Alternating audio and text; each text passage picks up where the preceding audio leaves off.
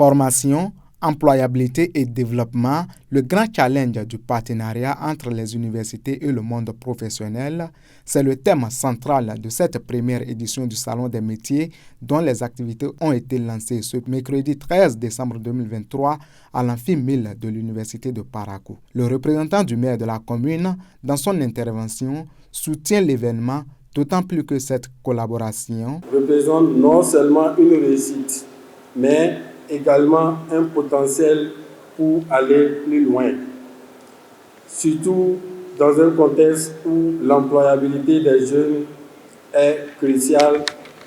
Je suis convaincu que notre partenariat avec l'université peut servir de levier pour penser un programme pré-employabilité des jeunes étudiants de la FLASC.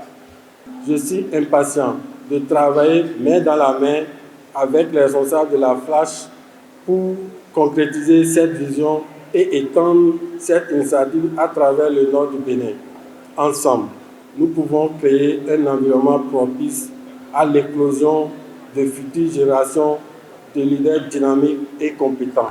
La marraine de l'événement, Madame Claudine Prudencio, par la voix de son représentant, explique pourquoi elle a marqué son accord pour accompagner cette initiative.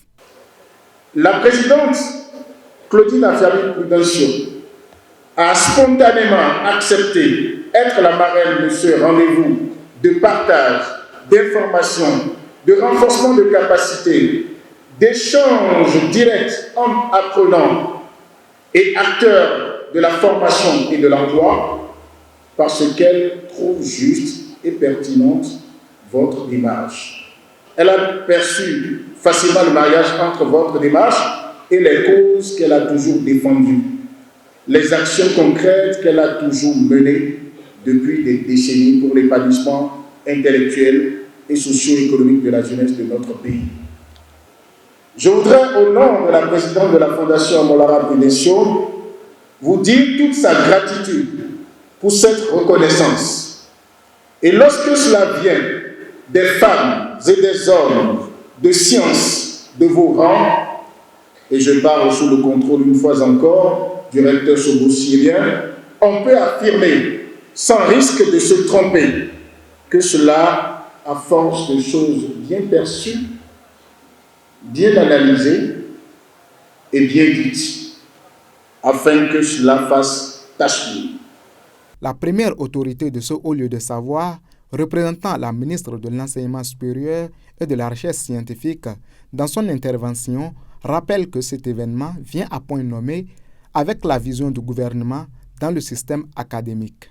Cet événement marque un tournant significatif dans la vie académique de notre université, mettant en lumière justement l'importance des sciences humaines dans les métiers accompagnant le développement des organisations publiques comme privées.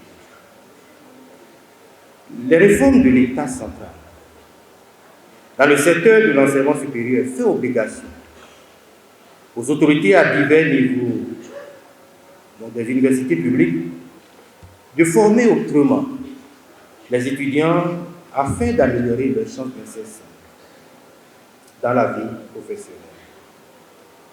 Pour être en phase avec les réformes du gouvernement, l'équipe rectorale gère avec les unités de formation et de recherche un agenda d'activités innovantes autour de 4 axes stratégiques pour le bonheur de ceux qui expliquent notre raison d'être, nos enfants, nos apprenants, nos auditeurs.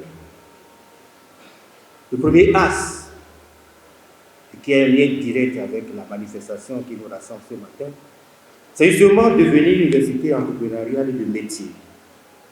Le deuxième qui suit le premier, c'est développer la recherche pour l'innovation. Le troisième, devenir une université faite. Et enfin, devenir une université citoyenne et de proximité. C'est pourquoi je salue, surtout par rapport au premier axe, avec beaucoup d'intérêt, l'événement de ce jour, qui cadre parfaitement avec ce axe que j'annonçais, de ce programme ambitieux, donc, développement, de transformation de notre université en une véritable institution de formation aux compétences de formation à l'emploi et de formation à l'auto-emploi. Une conférence a été présentée aux participants sur le thème central par le représentant du directeur général de l'Agence nationale pour l'emploi. Pour finir, le lancement officiel des activités de cette première édition s'est achevé par la visite des stands.